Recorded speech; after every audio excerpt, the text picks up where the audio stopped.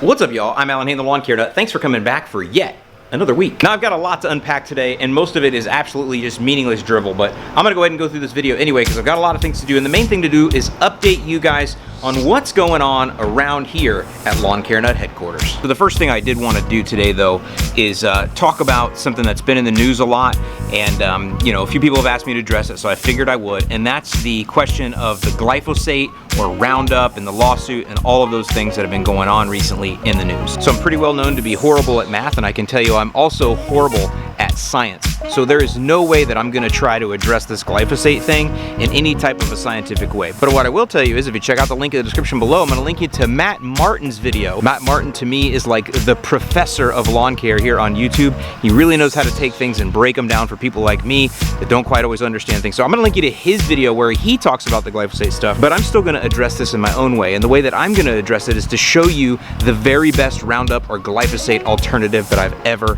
found. And before I show you this alternative, I want you to understand, not only does this work faster and better than glyphosate, I want you to understand that the additional benefit that you're gonna get here is therapy. This is the ultimate weed killing therapy, and it's safer than glyphosate. Now, inevitably, that happens every time when I introduce something like this to you guys. You guys all have this thrower down nature. I don't know where you get it from. Throw her down! But you do, and you get a little bit heavy-handed. Now, I'm gonna tell you something. The weed burning torch is not the place to get heavy-handed. It's just not. Let me explain why, and then give you some basic training on how to actually use it. Sweep the leg. So you're gonna be tempted to hang in there a long time and really hose down, burn these weeds. I want you to understand that we don't want to linger too long because you do have a landscape fabric under here, and this heat like melts it in a flash. So you want to do more like a sweep the leg, sweep the leg. Sweep the leg. You know, that's how fast you want to get in there. Sweep the leg and sweep the leg. Off. That's all you have to do. So think of the sprays like that. Super quick. Get on and get off. Sweep the leg. I mean, look at it. It looks like a sweep the leg kind of device, doesn't it? Sweep the leg. That's how you got to do it. Really quick. You'll see. Look at the results. Just sweeping the leg.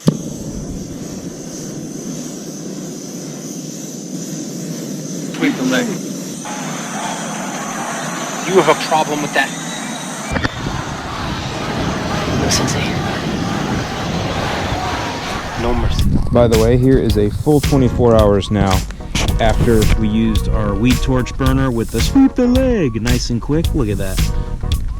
Dead as a hammer. That works so much faster than Roundup does. But just so you know, so you can see, that's what they look like there. Here's some that I did not hit because they're close to the tree. Look at that. So you can see the difference for sure. I just want to show you. I don't know if it'll show up on the camera or not. Maybe if I put it in the polarized lenses, it will.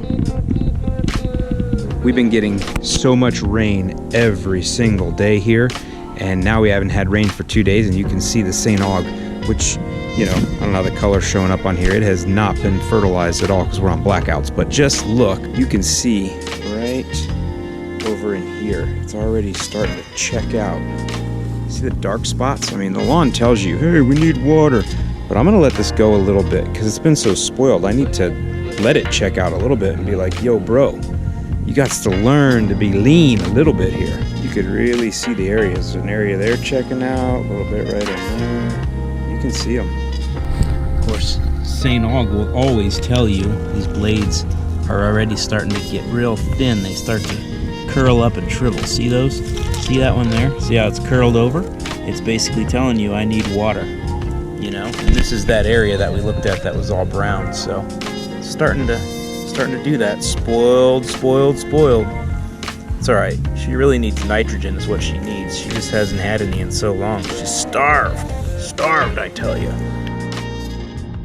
The next thing is I actually have some new hose-in sprayers. I've been on the lookout, I've been on the search, I've been on the hunt. I really want to find a hose-in sprayer that I agree with. And so I grabbed a few off of Amazon here, and I'm gonna actually test those out. I don't think I'm gonna do a full video on that this weekend, but I'm gonna go ahead and do some spraying and stuff like that because I need to get my Humic 12 down. But before we talk about that, I mean, look at this. I got this chameleon one. A couple of subscribers had recommended this one. This is the one I think is gonna do the best because it works off what's called a Venturi. I don't think you're gonna get as much control out of this as you would with some of these like these, but I bet you we're gonna get just a good flow, and I'll have to adapt to it. But anyway, That's also the cheapest one. And then I got another one of these guys. I will not circumcise this one. I will use this one in its full form and see how we do. Now, we ended up getting some rain last night, actually super heavy rain. I mean, storms came in hardcore, and that's kind of gotten everything softened back up. But either way, what happens with the St. Aug, especially like where I have no nitrogen to push it, it gets stunted for those couple days, and then it's trying to come back, but I got nothing to push it with yet. But the good news is I'm only like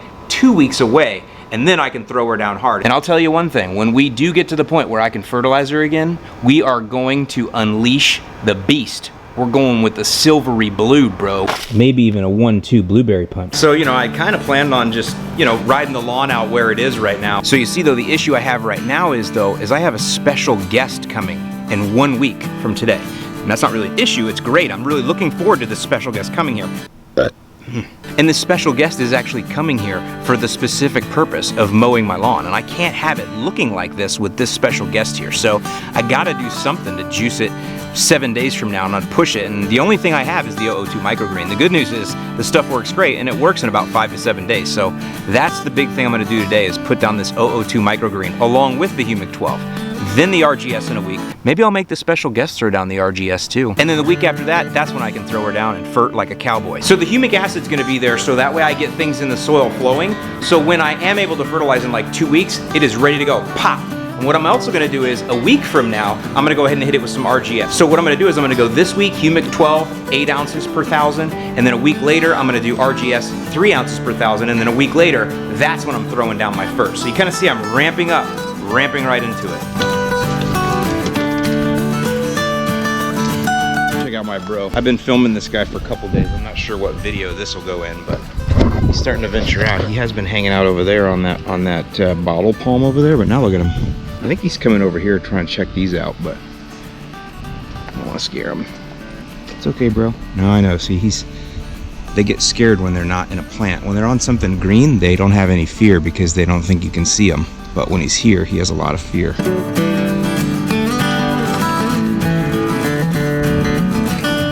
I'm not gonna water this down. I wanna go full strength with the microgreen because that's the challenge I've had out of the other sprayers. The microgreen, all the other ones do fine. The microgreen just doesn't wanna flow well unless I have to water it down, but I'm hoping to find a solution where I don't have to water it down. So.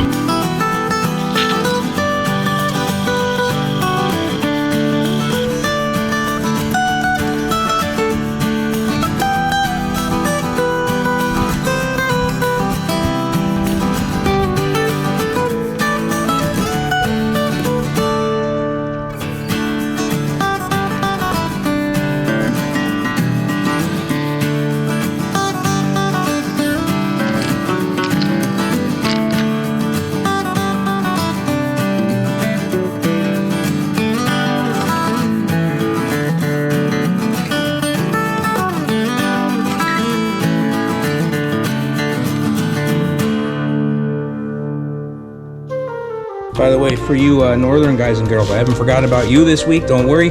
If you're a part of the email newsletter, I actually sent out this week a seeding strategy, and I picked out, we call it Lawns Across America. I picked out a spot in Miamisburg, Ohio, and I gave you a complete seeding strategy, aeration, overseeding, the whole 9 yards, talking about looking at temperatures and all kinds of windows and things like that. Click the link in the description below, and you can get this kind of content for free. So if you're somebody that has warm season turf, that would be like Bermuda, Zoysia, Centipede, St. Augustine. So if you're interested in getting that lawn plan for your warm season turf, click on the link in the description below. All right, y'all, well, I wanted to take just one quick second here and update you on just 2 last things. So the first thing is that I'm actually going to be speaking at a conference, the Lawn Care Life Conference, and that's run by a dude named Jason Creel. I'm going to link in the description below to his video where he talks about it. He's actually a YouTuber also. He's a pro in the business, runs a successful business in Alabama, and we have a mutual friend. Anyway, he contacted me and talked to me about this conference that he's got and asked me if I would come and speak, and I'm really looking forward to it. I'm gonna do a roo-rah, like Gary Vaynerchuk kind of thing without the F-bombs, and then I'm also gonna do some teaching on digital marketing.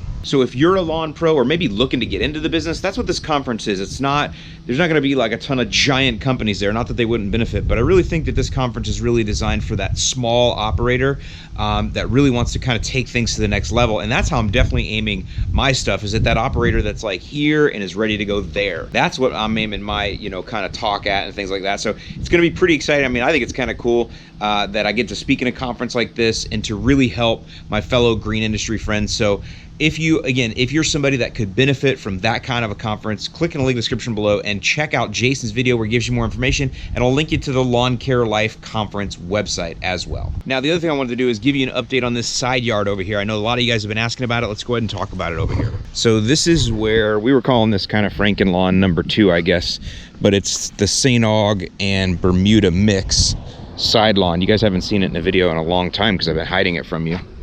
The first thing is Alexander Palm here. He did not make it through the winter, so he's gonna have to come out. You can see I've been so ashamed of it over here.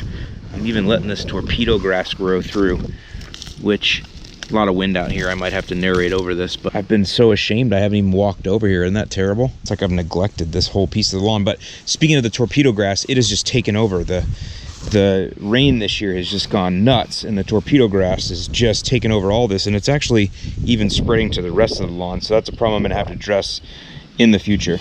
Anyway, there's a lot of wind out here, so I don't know if this is gonna work here, but the big problem I have here, and the reason I haven't really done too much here, is because I've got major issues with drainage here.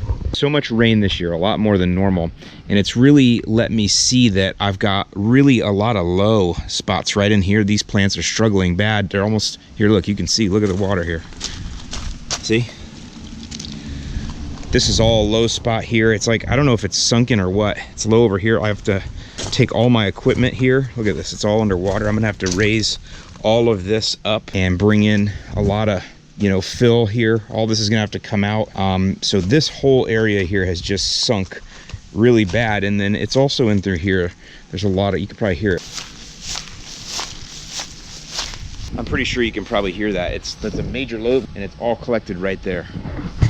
So it's an issue. It's actually coming around from there, and it's kind of coming through here and down through here, and this is a major low spot right here. So anyway, what that means is this whole thing's gonna have to be ripped up, all of it, and I'm gonna have to resod it. There's just no other choice.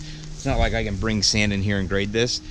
This just needs to be completely done. So this is a big project, but I need to wait until things dry up. Right now it's still the rainy season. We have another month or so, and we'll be out of the rainy season, and that's when I can start addressing this, is basically over the winter. Torpedo grass. It's everywhere in here.